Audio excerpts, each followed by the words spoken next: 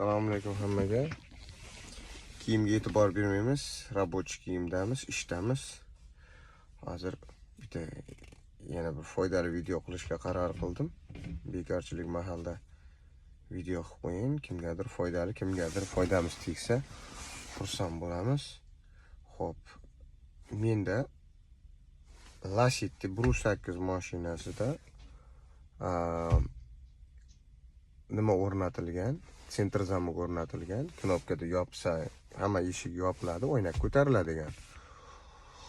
Xo'p, posli moykadan keyin pultni ochaman, mashina ochilmay qoladi. Обязательно ya qattiq silni dojdan keyin, yomg'irdan keyin, uzr ruscha gapirardim, hozir ruscha qo'shilib ketdi orasiga. Xo'p, yomg'irdan keyin asosan mashinaning eshigi ochilmay qoladi. Bosasiz mashina ochiladi, yo ochilsa ham qaytib yopilmaydi. Endi kimda detskiy rejim bor, kimda yo'q bilmayman, lekin menda detskiy rejim bor. Mashina ozgina vaqt yurgandan keyin, bir 100 metr, 150 metr yurgandan keyin avtomatik eshiklar bekiladi. Menda shu narsa ishlamay qoldi. Traq avtomat yopadi, sentr zamok yopadi, miya отказ qiladi, ochiraveradi qaytarib. Yopadi, qaytib ochiraveradi.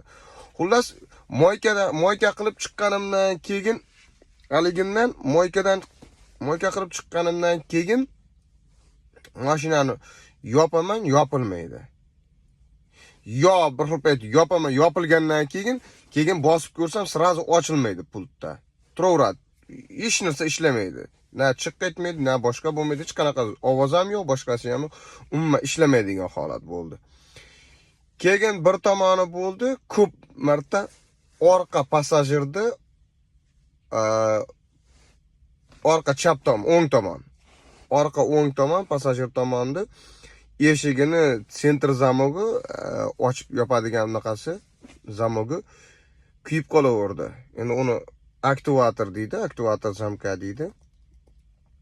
O'zbekchasiga pistoleti, xullas, pistoleti kuyib ketadi. Hidi kelib kuyib ketadi. Almashtirmaguncha zamok bekilib qoladi, kuyadi. Apshipkani yechib, eshikni ochib, uni almashtiraman. Xullas 3-4 kun xizmat qiladi. Yana moyka qilib, har moyka qilganimdan keyin o'sha xullas aktivatorda pistoletini almashtirishga to'g'ri kelaverdi. Hech bunga davo ham topolmadim, elektrikka bordim. Xullas hech kim bir narsadir to'shni diagnoz qo'ya olmadi. Elektrikka borgan mahali mashina unaqa ish отказ qilmaydi. Uyga kelsam yana отказ qilaveradi. Menimcha hammada shunaqa, shu elektriklardan yo mashinani ustalaridan mashina qo'rqib qoladimi, bilmayman nima qiladi. Xullas joyida ish ko'rsatmaydi, kelgandan keyin ish ko'rsatadi. Rosa muchitsa bo'ldim, ko'rsatdim, seni uying dedi, buying dedi, xullas ana passajir o'ng tomonda, passajir tomonda chekkasida korobkasini ochsa, shu eshik tagida, torpedani pastida kichkina nimasi bo'lar ekan. Nima dedi? Relisi bo'lar ekan. O'sha relini tekshiring dedi. Balki suv tekkandir, balki boshqa. Relini ochsam qup-quruq, hech qanaqa suv tegadigan joy yo'q, boshqasi yo'q. Tekshirib ko'rdim, hammasi joyida.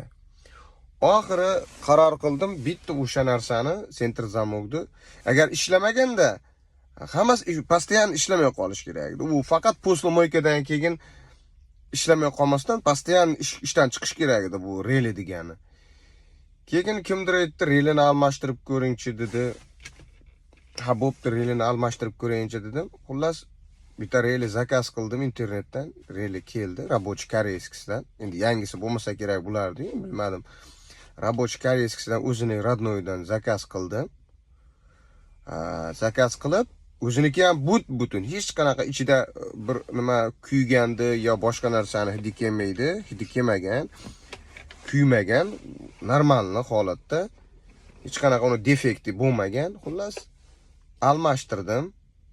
Almashtirganimdan keyin o'sha sentr zamokda o'sha miyasi bor ekan, o'ng qo'l tomonda, passajir tomonda, ana shu burchakda, agar ko'rinayotgan bo'lsa, ana shu burchakda bor ekan, shuni ochib kuzovga qotirilgan bo'lar ekan, ikkita bolt bilan. Uni ham videoga qo'shib qo'yaman, agar topolsam eskisini ham Sahrada olib qo'ygandim, har ehtimolga qarshi deb.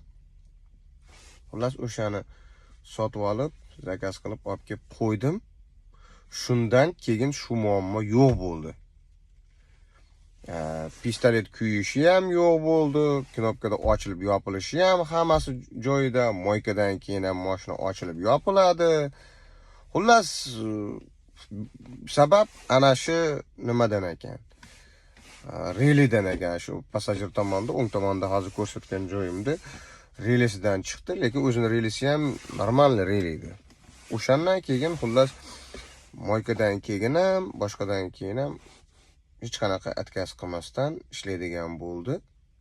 Xullas, kimdadir agar shunaqa vaziyat bo'lsa, posle moykadan keyin mashinasi shunaqa qilib ochilmay, ochilsa yopilmay, pistoletni kuydirib qo'ysa yo atkaz qilsa pistoleti, balki menda balki orqa bo'lgandir, kimdadir balki passajirskiy, voditelskiy bo'lishi mumkin, balki hammada har xil bo'lishi mumkin, lekin menda shunaqa bo'ldi.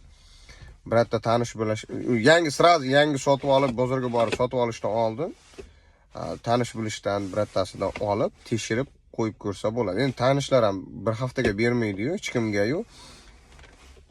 Arzimagan pul turadi, 50 ming, 60 ming tursa kerak-u. O'sha narsa, lekin nima qilsa bo'ladi. Olib, qo'yib, tekshirib ko'rsalaring bo'ladi. Kim ba'ziyat shunaqa taqozo qilsa, elektriklarga borsa, elektriklar topolmayotgan bo'lsa, yo boshqa bo'lsa, o'zlaring o'shani sinab ko'rishlaring mumkin. Hammaga rahmat, sog' bo'lasizlar.